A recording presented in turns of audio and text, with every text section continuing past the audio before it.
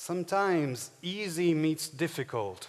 Have you ever been assigned an easy task which for you is actually very difficult to perform, and maybe for anybody else? And that is when you experience frustration. I have experienced that when I started taking singing lessons, and my teacher told me to breathe with my diaphragm. That's easy, it's your natural breath, but actually very difficult to do, and it's a secret of the great singers. And it's similar to what happens when a boss comes into a meeting and tells you to think out of the box. Come on, give me your creative ideas, think out of the box. I want to hear that. I need innovation. Easy, simple, but actually very hard to do. You need to practice. You need to know how to get out of the box, where to go, and how to come back inside the box, because that's where we live. We actually live inside our boxes. So I want to ask these questions. I asked those questions to myself, and this presentation is a little journey through my answers. I hope that some of these will resonate with yours. So the first thing is to ask why. Why should we really go out of the box? Because inside the box we feel safe. We agree with everybody else. And when we go out, we risk our reputation. We worked so hard for a lifetime to build it up. Why should we risk it? Is this something which is a luxury that only a few people can do? Or is it really a necessity? So why? Think of our lives today. We are really part of a network. We are nodes in a network. We share information in real time. And we, in the end, all possess the same information. That's the end of it. And that is a scary thought. If we all possess the same information, what makes a difference between ourselves? Where does our dignity as human beings lie? It really depends on what we generate with that common shared information. So to think creatively, to go out of the box, is not a luxury, it's a necessity for us and for our dignity as human beings. So which box are we talking about? We must have a clear definition so that we are really talking about something specific. It's not our mind. We cannot think out of our minds. It's a boundary within our minds, the boundary between what we know and what we haven't still or yet thought about. What is our mind? What is our knowledge structure? It's an emergent phenomenon out of a complex mechanism, which is the brain. We start with initial conditions, our genetic heritage. We have boundary conditions, the environment. We have indirect experience, years and years spent in school and university to learn what other people have thought, what other people have discovered, what other people have created. And then we have our own direct experience, our successes, our failures, that really make what we are. All of this builds the ant hill within which we live, and we live very well in that. And whatever we think inside that ant hill, that box, we feel safe. Whatever is outside, it's invisible to us. We don't know what is outside. That is why it's so risky, because nobody else knows. And so we are faced with something which is necessary to our dignity, but actually it's very difficult to do. How do we go out of the box? How do we do that? What are the mechanisms? Do we need to wait for an apple to fall on our heads? Or are there some specific techniques? Well, reality is out there for us to perceive it. It's beautiful. You see these flowers. And we have a lot of ideas, which is our convergent information, the dominant ideas. Whenever we need to think about an area, a focus area, we have ideas on how things should be. We have requirements. We have specifications. We know how things are, because that's the way they always have been. But if we want to go out of the box, we need to add something more, a little spice, something which goes beyond the convergent information, something wrong, something absurd, something which apparently is not relevant, something which takes us far. This is what we call divergent information. We need a little bit of that divergent information to cross the borders within our minds from what we know to what we haven't yet thought about. So this is the essential mechanism that is necessary, and it takes us to a place where we don't really know where to go.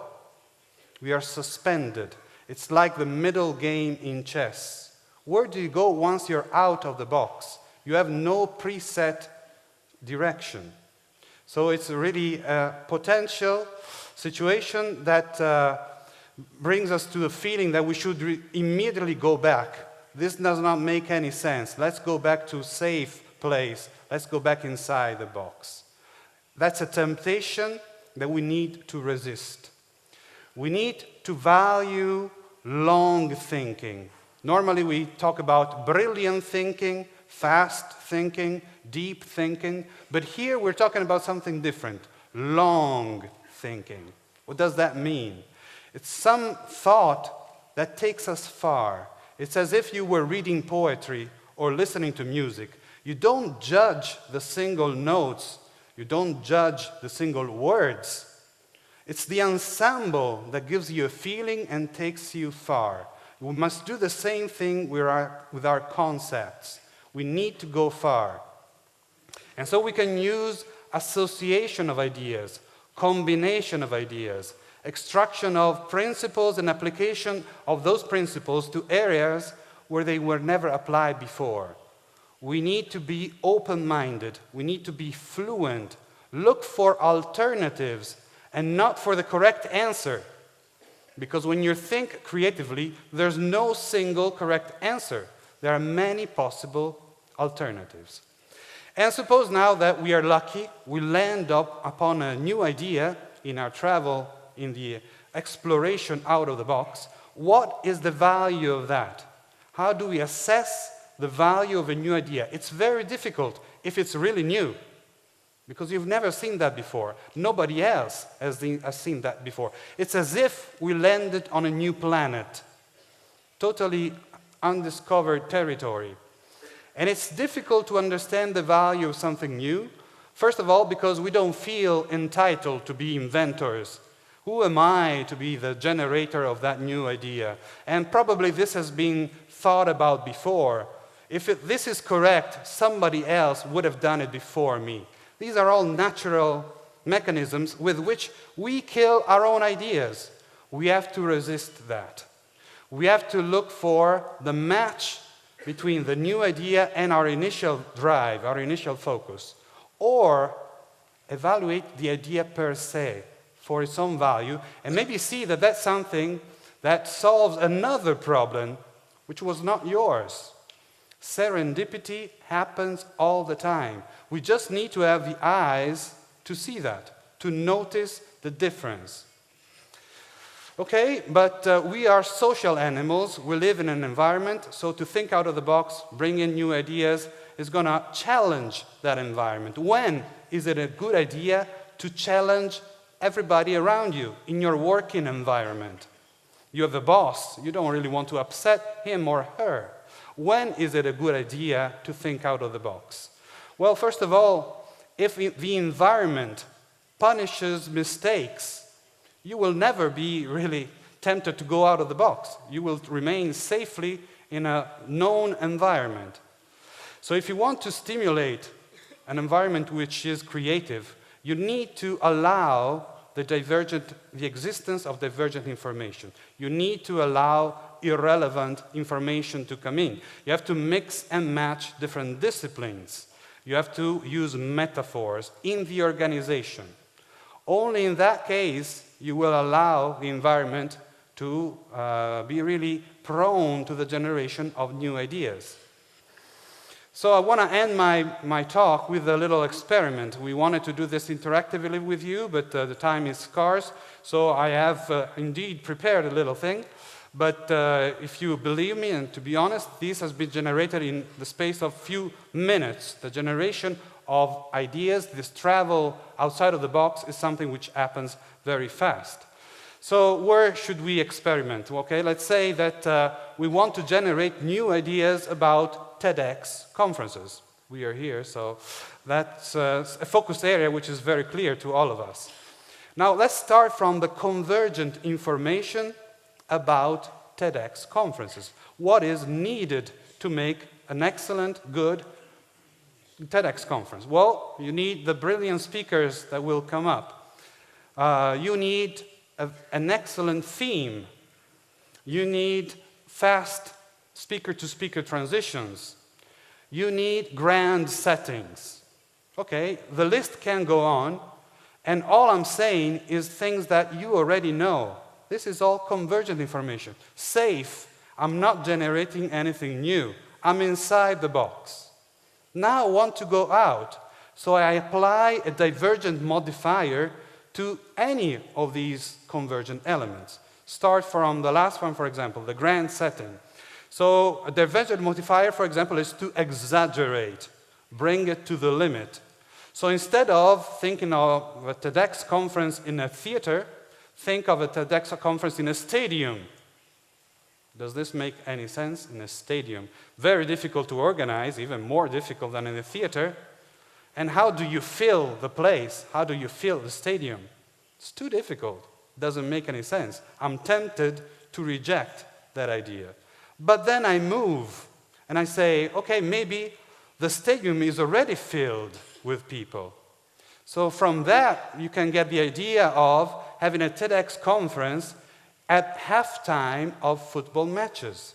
A network of speeches which happens at halftime of football matches. Good idea, bad idea, I leave it for you to assess. Take another element. Good speakers, brilliant speakers. That's the most fundamental element of a TEDx conference. Let's take that away. We eliminate the good, brilliant speakers. Does this make any sense? No. We are out of the box. Does this lead to anything useful? Well, I could say that, okay, I don't need the speakers, but I need the speeches, the talks, the scripts. From this comes the idea of one speaker delivering the speech of somebody else. We exchange speakers.